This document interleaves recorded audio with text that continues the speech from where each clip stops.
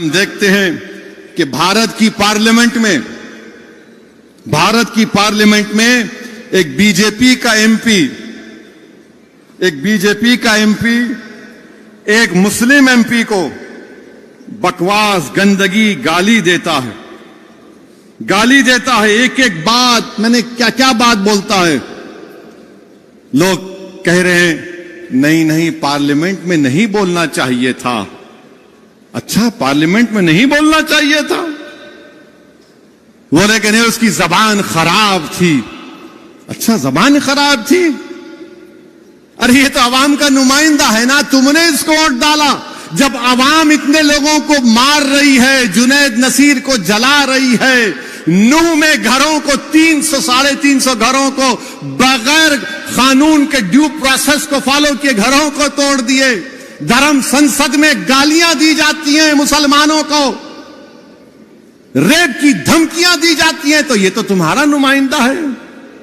اس نے گالیاں دی, اچھی زبان استعمال نہیں کی. اس بی جے پی کے ایم پی نے ارے وہ تو گوڈسے کی بات کر رہا تھا, وہ ناقابل قبول ہے.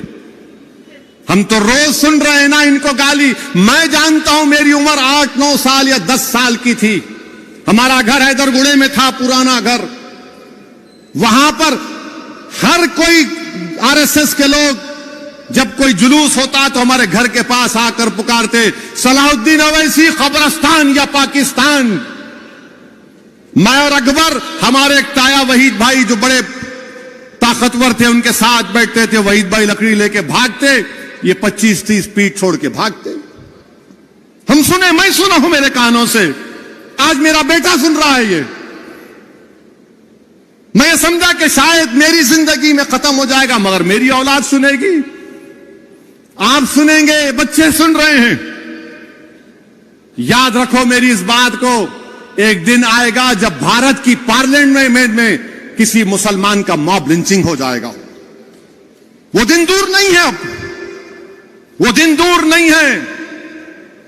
کیونکہ ہٹلر کی جب حکومت تھی تو ہٹلر کی حکومت میں لکھا جاتا تھا یہودیوں سے بچ کے رہو, یہ جرمنی کے لیے خطرہ ہے. آج یہودی لفظ کو نکال دو, مسلمان لکھ دو اس پر.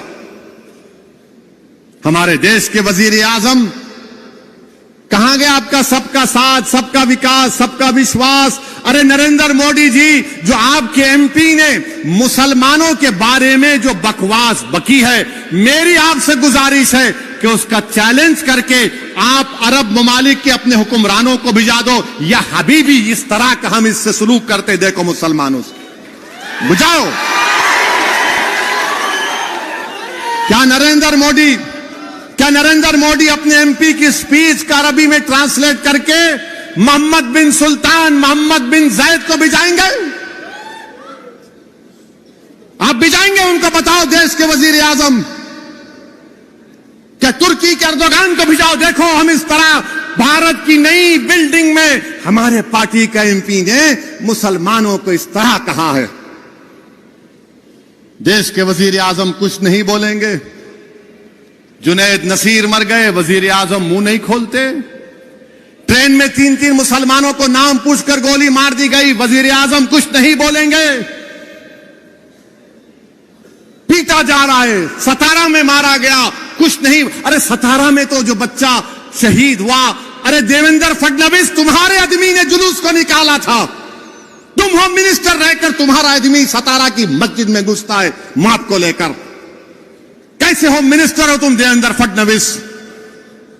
مگر ہمارے وزیر اعظم نے اس ملک میں ایک ماحول کو پیدا کر دیا کہ نفرت کرو اور راج کرو, نفرت کرو ووٹ حاصل کرو, نفرت کرو ستہ حاصل کرو, اسلام کو گالی دو جیت جاؤ الیکشن, اسلام کو گالی دو اور پرائم منسٹر سی ایم منسٹر بن جاؤ, مسلمانوں کو پیٹو اور اقتدار پر آ جاؤ.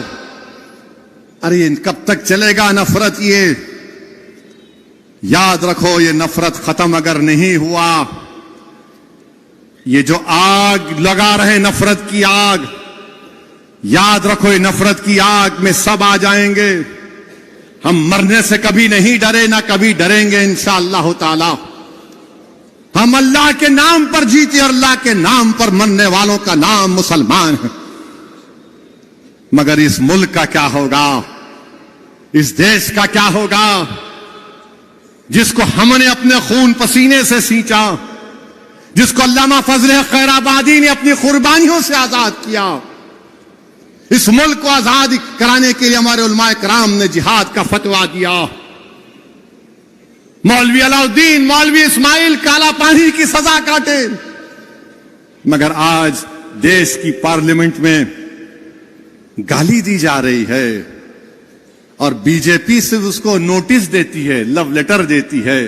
میں پوچھنا چاہتا ہوں دیش کے پردھان منتری، اگر یہی بات کوئی آپ کے بارے میں کرتا تو کیا ہوتا آج اس دیش میں؟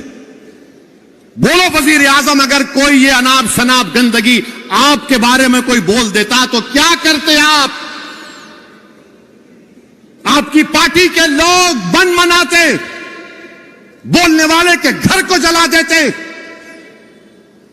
خاموشی اس لیے ہے کیونکہ گالی مسلمان کو دی جا رہی ہے. سناٹا اس لیے ہے کیونکہ مسلمان مر رہا ہے. یاد رکھو یہ دیش کے لیے ٹھیک نہیں ہے. اگر آپ نے ہمارے چینل کو سبسکرائب نہیں کیا ہے تو عام پبلک چینل کو سبسکرائب کیجئے اور ہاں بیل آئیکن ضرور دبائیے.